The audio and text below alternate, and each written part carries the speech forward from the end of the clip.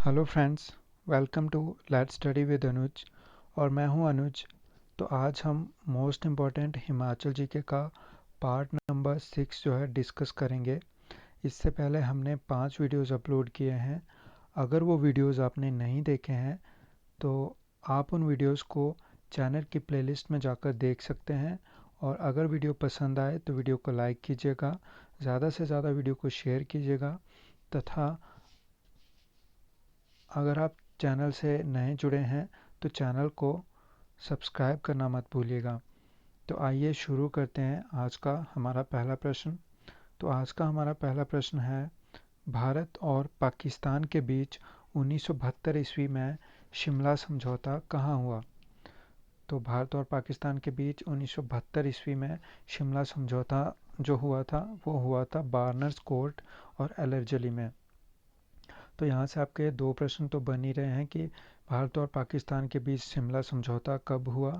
तो 1972 ईस्वी में। और कहाँ हुआ? तो शिमला के बार्नर्स कोर्ट और एलर्जली में। इसके अलावा शिमला से रिलेटेड कुछ एक और फैक्ट जो है हम डिस्कस करेंगे।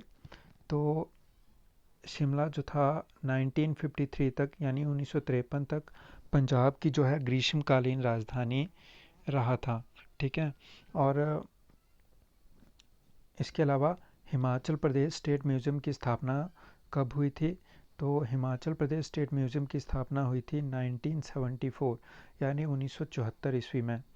और आपका जो आईजीएमसी शिमला है उसका पहले नाम क्या था और उसका नाम आईजीएमसी कब रखा गया ये मैं आपको बताऊंगा। तो स्नोडन अस्पताल का नाम 1985 में आईजीएमसी रखा गया। आईजीएमसी यानी इंदिरा गांधी मेडिकल कॉलेज रखा गया। ठीक है। और इसके अलावा बाल सिंघम शिमला के उपायुक्त का जो है सरकारी आवास है। एक बार फिर से दोहराऊंगा, बाल सिंघम। ठीक है, बहुत इंटरेस्टिंग नाम है। बाल सिंघम जो है शिमला के जहाँ पर उपायुक्त रहते हैं उनका सरकारी आवास है। और ओक ओवर जो है मुख्यमंत्री का सरकारी आवास है। तो ये तो थे कुछ एक क्वेश्चन जिनको हमने जो है डिस्कस किया आपके साथ। तो देखिए फ्रेंड्स, एक क्वेश्चन से आपके कितने और मोस्ट इम्पोर्टेंट क्वेश्चन जो है बन रहे हैं, इसलिए वीडियो में बने रहिएगा और ध्यान से वीडियो को सुनिएगा। सेकंड क्वेश्चन है, अंग्रेज़ों ने सिरमौर के किस राजा को महाराजा का खिताब प्रदान किया था? तो अंग्रेज़ों ने सिरमौर के किस राजा को महाराजा का खिताब प्रदान किया था? उनका नाम था राजा अमर प्रकाश। उनको जो है महाराजा का खिताब जो है अंग्रेज़ों ने प्रदान किया था। और वो कहाँ के राजा थे? सिरमौर के राजा थे, राजा अमर प्रकाश।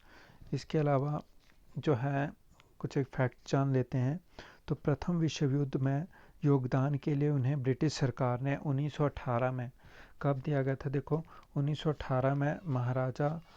और 1915 में KCSI। तो KCSI की मैं आपको फुल फॉर्म बताऊंगा, night commander of the order of the star of India.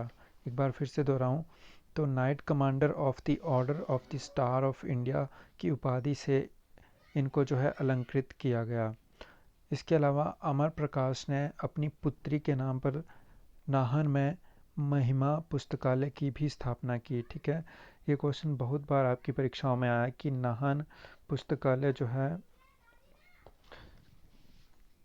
इसकी स्थापना किसने की? तो यह की थी राजा अमर प्रकाश ने। ठीक है, अपनी पुत्री के नाम पर।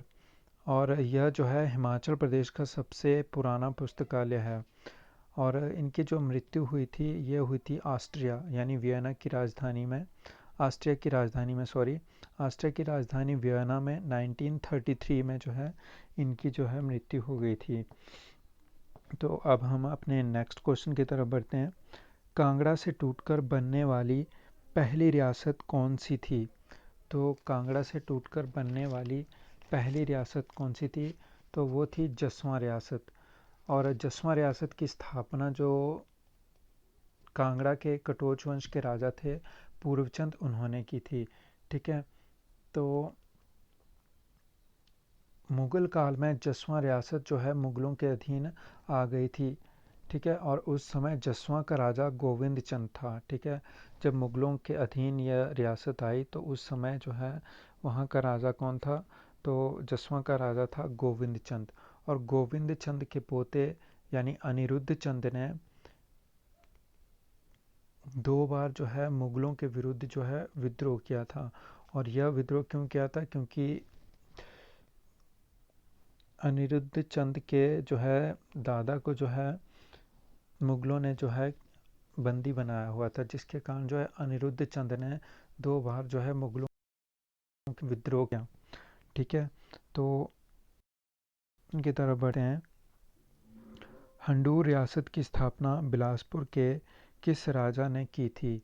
तो हंडूर रियासत की स्थापना बिलासपुर के राजा अजय चंद, यानी कहीं इनका नाम अजीत चंद भी मिलता है, लेकिन आप अजय चंद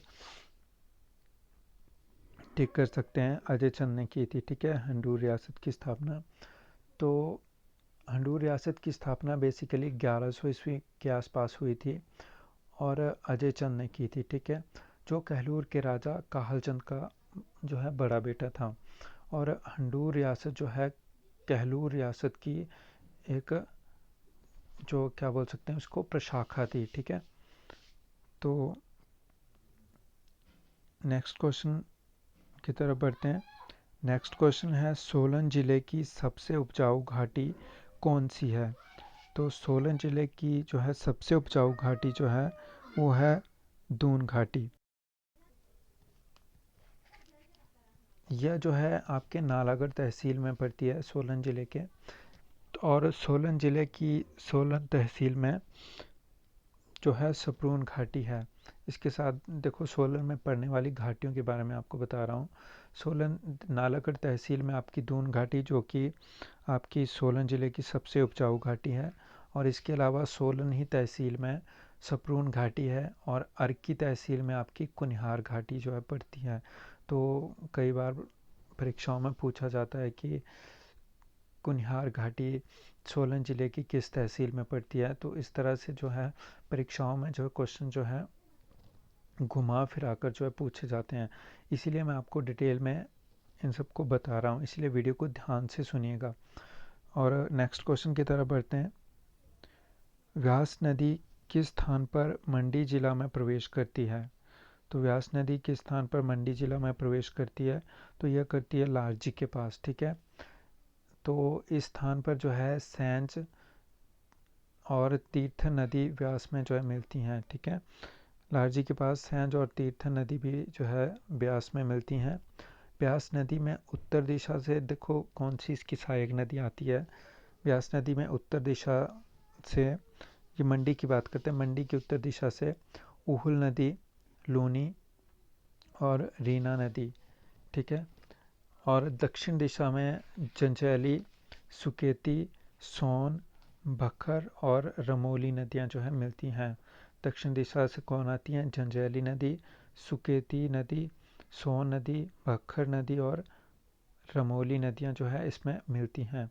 और पंडोह बांध द्वारा ब्यास नदी का पानी जो है 2 सुरंगों से सतलुज में मिलाया जाता है। तो प्रश्न बनता है कि पंडोह बांध द्वारा ब्यास नदी का पानी जो है किस नदी में जो मिलाया जाता है? तो आपका आंसर होगा सतलुज नदी में। ठीक है, इसके अलावा एक क्वेश्चन और बनता है कि जंजैली घाटी हिमाचल प्रदेश के किस जिला में पड़ती है? तो जंजैली घाटी आपकी जिला मंडी में पड़ती है।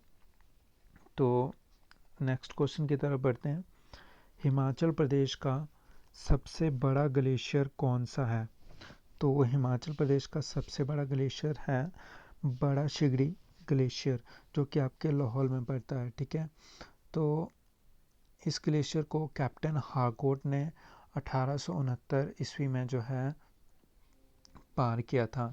और इसकी लंबाई कितनी है? 25 किलोमीटर है और यह हिमाचल प्रदेश का सबसे बड़ा ग्लेशियर है। और एक अन्य शख्स थे जिनका नाम था एंड्रयू विल्सन। इन्होंने 1873 ईस्वी में लाहौल स्पीति को ग्लेशियर की घाटी कहा था। 1873 ईस्वी में इसने क्या कहा था कि लाहौल स्पीति जो है आपकी ग्लेशियरों की घाटी है, क्योंकि यहाँ पर बहुत सारे ग्लेशियर्स हैं।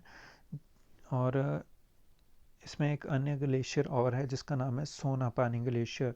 और इसकी जो लंबाई है वो है 11 किलोमीटर। सोनापानी ग्लेशियर की लंबाई 11 किलोमीटर और आपका शिगड़ी ग्लेशियर है उसकी लंबाई 25 किलोमीटर, जो कि हिमाचल प्रदेश का सबसे बड़ा ग्लेशियर है। ठीक है, तो नेक्स्ट क्वेश्चन की तरफ बढ़ते हैं। सुजानपुर टिहरा में ब्रज जैसी होली का त्यौहार किसने शुरू करवाया? तो सुजानपुर टिहरा में ब्रज जैसी होली का त्यौहार जो है राजा संसार चंद ने जो है शुरू करवाया था। ठीक है, सुजानपुर टिहरा आपके हमीरपुर में पड़ता है। तो इससे कुछ और जानकारियाँ जुड़ी हुई हैं जो मैं आपको बताना चाहूँगा। तो देखो, संसार चंद ने 1793 में सुजानपुर में गौरी शंकर मंदिर का निर्माण करवाया। ठीक है, और सुजानपुर का नर्मदेश्वर मंदिर 1823 में ये भी इन्होंने ही बनवाया था। ठीक है, कौन कौन से दो मंदिर हो गए? 1793 ईस्वी में गौरी शंकर मंदिर सुजानपुर का, और सुजानपुर में ही एक और अन्य मंदिर जिसका नाम नर्मदेश्वर मंदिर है। और 1823 में इसका निर्माण जो है राजा संसार चंद ने करवाया। और जो सुजानपुर शहर था इसकी स्थापना किसने की थी? तो सुजानपुर शहर की स्थापना की थी आपके घमंड चंद ने। ठीक है, तथा इन्होंने 1761 में सुजानपुर में चामुंडा मंदिर का जो है निर्माण करवाया। 1761 ईस्वी में घमंड चंद ने क्या करवाया? सुजानपुर में ही चामुंडा मंदिर का निर्माण करवाया। और एक और प्रश्न जो है जो कि अक्सर जो है परीक्षाओं में पूछा जाता है, वो पूछा जाता है कि विलियम मूरक्राफ्ट और जॉर्ज ट्रिवेक ने सुजानपुर टिहरा की यात्रा कब की? तो ये जो थे विदेशी यात्री थे और इन्होंने जो है 1820 में सुजानपुर टिहरा की यात्रा की थी, जिनके नाम है विलियम मूरक्राफ्ट और जॉर्ज ट्रिवेक ने। ठीक है, तो ये थे इससे संबंधित कुछ एक फैक्ट। अगर वीडियो पसंद आ रहा हो तो वीडियो को लाइक कीजिएगा और अपने दोस्तों के साथ शेयर कीजिएगा। और अगर आप चैनल से नए जुड़े हैं तो चैनल को सब्सक्राइब करना मत भूलिएगा। देखिए फ्रेंड्स, वीडियो को ध्यान से सुनिएगा क्योंकि एक क्वेश्चन के साथ मैं आपको उससे रिलेटेड जो है मोस्ट इम्पॉर्टेंट फैक्ट करवाता हूँ, जो कि आपकी आगामी परीक्षाओं के लिए जो है बहुत ही महत्वपूर्ण है। तो इसलिए वीडियो को आप अगर ध्यान से भी सुनते हैं तो आपके लिए ये बहुत ही फ़ायदेमंद रहेगा। ठीक है, तो नेक्स्ट क्वेश्चन की तरफ बढ़ते हैं। किन्नौर ज़िले की सबसे बड़ी घाटी कौन सी है? तो किन्नौर ज़िले की सबसे बड़ी घाटी है आपकी सतलुज घाटी। ठीक है, और इसके अलावा किन्नौर में जो है और भी अन्य घाटियाँ हैं जिनके बारे में आपको बताना चाहूँगा। इसके अलावा हांगरंग घाटी जो कि स्पीति नदी के साथ स्थित है। ठीक है, स्पीति नदी के पास पड़ती है। और हांगरंग घाटी जो कि ये भी आपकी किन्नौर डिस्ट्रिक्ट में है, जो कि खाव गांव के पास जो है सतलुज में मिलती है। खाव गांव के पास जो है ये सतलुज में मिलती है। और सुनाम या रोपा घाटी जो कि रोपा नदी द्वारा बनती है। ठीक है, रोपा घाटी रोपा नदी द्वारा बनती है। और बास्पा घाटी किन्नौर की सबसे सुंदर घाटी है। मैंने पिछली वीडियो में भी ये प्रश्न आपको करवाया था कि किन्नौर की सबसे सुंदर घाटी कौन सी है, तो वो है बास्पा घाटी। और बास्पा घाटी जो है सांगला घाटी के नाम से भी जाना जाता है। और कामरू गांव सांगला घाटी में ही स्थित है। ठीक है, और भाभा किन्नौर का सबसे बड़ा गांव है जो कि भाभा घाटी में स्थित है। ठीक है, तो हमने सतलुज घाटी के साथ साथ किन्नौर में पड़ने वाली जो घाटियाँ पड़ी उनको मैं एक बार फिर रिवाइज करवाऊँगा।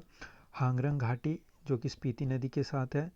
और इसके अलावा रोपा घाटी जो कि रोपा नदी द्वारा बनती है। और बास्पा घाटी जो कि सबसे सुंदर घाटी है किन्नौर की, और इसे सांगला घाटी के नाम से भी जाना जाता है। और इसके अलावा भाभा घाटी जो कि भाभा नाम से ही किन्नौर का सबसे बड़ा गांव भी है। ठीक है, तो ये थे कुछ एक फैक्ट इससे रिलेटेड। तो नेक्स्ट क्वेश्चन की तरफ बढ़ते हैं। तो नेक्स्ट क्वेश्चन है, धर्मशाला के नज़दीक किस स्थान को छोटा इज़राइल कहा जाता है? ठीक है, ये क्वेश्चंस मेरे को इंटरेस्टिंग लगा और न्यू क्वेश्चन है ये।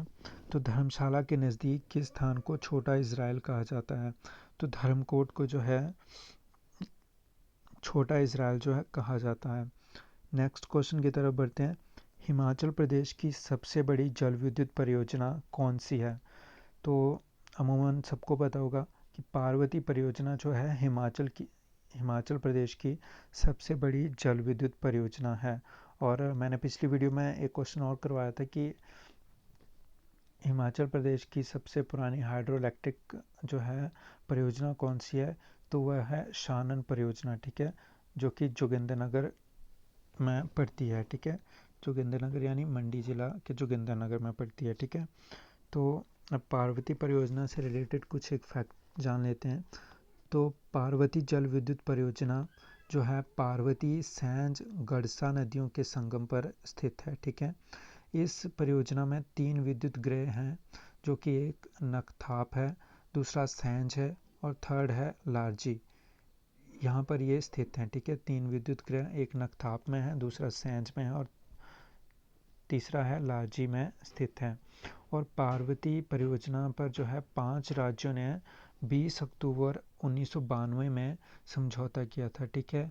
और ये 5 राज्य हैं आपके गुजरात, हरियाणा, दिल्ली, राजस्थान और हिमाचल प्रदेश। तो इन 5 राज्यों ने जो समझौता किया था वो किया था 20 अक्टूबर 1992 को, ठीक है। ये राज्य हैं, एक बार फिर से रिवाइज करवा देना चाहता हूँ कि गुजरात, हरियाणा, दिल्ली, राजस्थान और हिमाचल प्रदेश। देखो फ्रेंड्स, रिवीजन से ऐसा होता है कि अगर बार बार आप चीज़ों को सुनते हैं तो वो चीज़ें आपके माइंड में जो है सेट हो जाती हैं, तो आपको उनको रटने की ज़रूरत नहीं पड़ती है, ठीक है। तो नेक्स्ट क्वेश्चन की तरफ बढ़ते हैं। नेक्स्ट क्वेश्चन है, चंबा के किस राजा ने अपनी रानियों के सती होने पर रोक लगाई? तो चंबा के राजा उमेद सिंह ने जो है अपनी रानियों को जो है सती होने पर जो है रोक लगाई, ठीक है। तो देखो, उमेद सिंह के शासनकाल में जो है चंबा का जो राज्य था मंडी की सीमा तक फैल गया था, ठीक है। और उमेद सिंह ने राजनगर में जो है नाडा महल जो है बनवाया। इसके अलावा बात करें तो रंगमहल चंबा की नींव भी उमेद सिंह ने रखी और 1764 में युद्ध के दौरान ज्वालामुखी में जो है इनकी मृत्यु हो गई, ठीक है। तो ये थे इनसे रिलेटेड कुछ एक फैक्ट।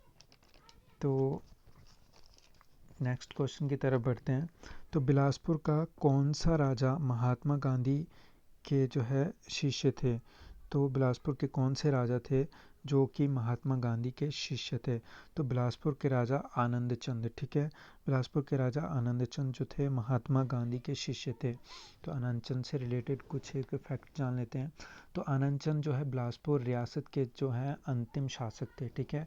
और वो जो है बिलासपुर को भारत में विलय का जो है विरोध करते थे और बिलासपुर को जो है वो स्वतंत्र रखने के जो है पक्ष में थे, ठीक है। लेकिन बिलासपुर को जो है 9 अक्टूबर 1948 को ग श्रेणी का राज्य और 12 अक्टूबर को आनंद चंद को बिलासपुर का जो है पहला मुख्य आयुक्त बनाया गया, ठीक है।